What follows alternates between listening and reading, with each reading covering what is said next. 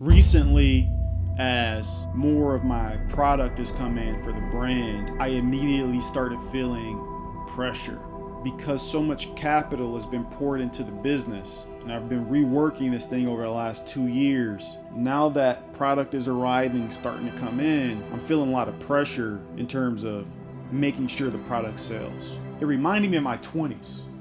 In my 20s, I was extremely obsessed with being successful. It was all I thought about. I mean, my thoughts were dominated by like how big of a business I could build, how fast I could build it, having complete and ultimate freedom, time freedom, income freedom, location freedom, driving an expensive car that represented how hard I worked. I was 100% focused on what I wanted, and I was 0% focused on what God wanted. And I think that's a reason why God forced me to slow down with GLM the last couple of years.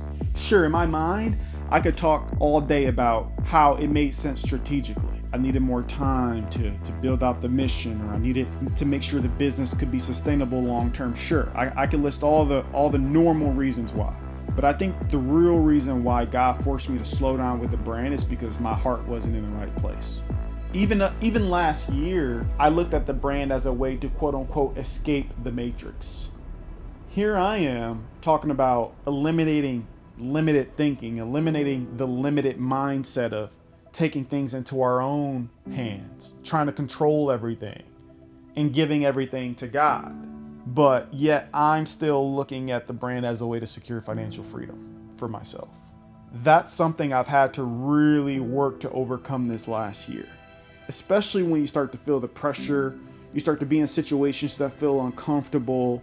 You immediately think, oh, I gotta get wealthy as soon as possible. I gotta build as much wealth as I can so that I can feel financially secure, so that I can own my time. I think that's a very, very limited way of living life. So now, as the product rolls in, as I'm still putting more capital into the brand and really trying to build something that I believe can transform people's lives, I have to remember how I operated in my 20s with all the pressure. It's because it was all on me. I gave none of it to God.